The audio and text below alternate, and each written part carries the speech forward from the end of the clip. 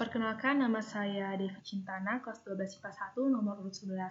Pada saat ini saya akan menjelaskan mengenai kemajuan IPTEK terhadap NKRI.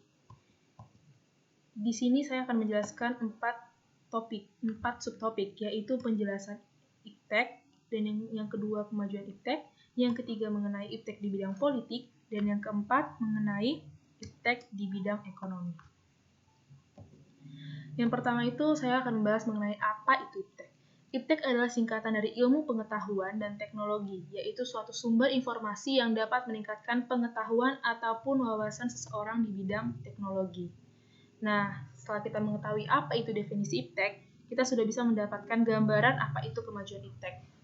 Kemajuan IPTEK merupakan proses meningkatnya teknologi ilmu pengetahuan dari skala kecil menjadi kualitas yang lebih baik. Nah, kemajuan IPTEK ini itu tidak terjadi secara tiba-tiba. Ini pasti dipicu oleh faktor-faktor yang mempengaruhinya, seperti arus globalisasi, munculnya penemuan dan teori baru, munculnya kaum modernis yang berintelek dan terampil, dan masih banyak lagi.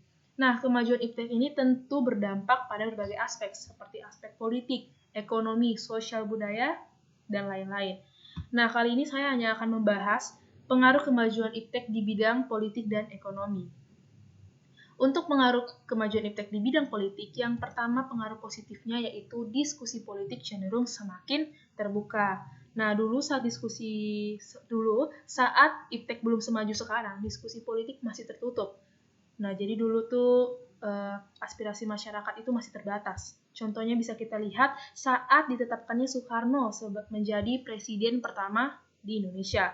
Nah, keputusan ini kan berasal dari diskusi PPKI, bukan dari aspirasi masyarakat itu sendiri. Nah, dalam hal ini sangat tampak bahwa suara masyarakat saat itu tuh belum dibutuhkan dan masyarakat belum bisa berpartisipasi. Nah, tapi seiring majunya IPTEK, kini diskusi politik semakin terbuka.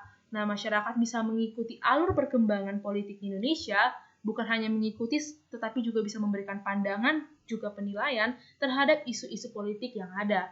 Nah, hal inilah yang nantinya bisa mendorong terwujudnya pemerintahan yang demokratis. Untuk pengaruh positif yang kedua, itu terjadi pembicaraan hingga perdebatan publik.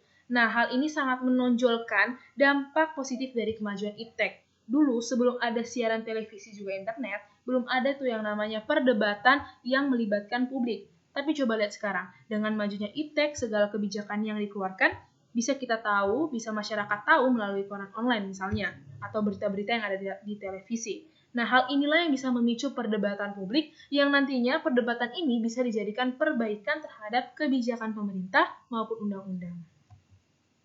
Untuk pengaruh positif yang ketiga, itu berkampanye dengan biaya relatif murah. Nah, ini tentu sangat terlihat ya, dengan adanya IPTEK, kini calon pejabat atau anggota dewan gak perlu repot-repot lagi datang ke berbagai tempat untuk berkampanye. Mereka hanya perlu berkampanye di media sosial. Nah, dengan begitu, biaya yang mereka keluarkan pun relatif lebih murah dibandingkan datang ke tempat tujuannya untuk berkampanye. Oke, sekarang saya akan bahas mengenai pengaruh atau dampak negatifnya di bidang politik. Yang pertama, munculnya berita tidak benar atau hoax. Nah, ini pasti sudah semua orang tuh sudah pasti sangat tahu ya, dengan adanya kemajuan IPTEK, masyarakat atau beberapa orang atau beberapa kelompok itu juga semakin mudah memanipulasi kebijakan publik yang telah dikeluarkan. Mereka bisa menyebarkan hoax mengenai kebijakan publik dengan sangat cepat. Karena apa? Karena majunya IPTEK, karena majunya teknologi. Yang kedua, memungkinkan terjadinya perpecahan. Nah, yang kedua ini dampaknya berhubungan sama dampak yang pertama. Makin majunya IPTEK, mereka juga karena dengan majunya IPTEK, mereka bisa menyebarkan hoax, mereka semakin mudah menebarkan kebencian dan memprovokasi. Akibatnya, orang yang terprovokasi pun menjadi fanatisme dan akhirnya mendukung satu calon dan menentang calon atau kelompok lain. Untuk dampak negatif yang ketiga, muncul pemikiran-pemikiran terorisme dan separatisme. Nah, dengan majunya IPTEK, terutama di bidang ilmu pengetahuan, membuat orang semakin mengenal apa itu teori sosio-psikologis narsistik, di mana ada suatu kelompok menganggap bahwa mereka tuh paling benar. Nah, hal inilah tuh yang nanti bisa memicu separatisme bahkan juga terorisme.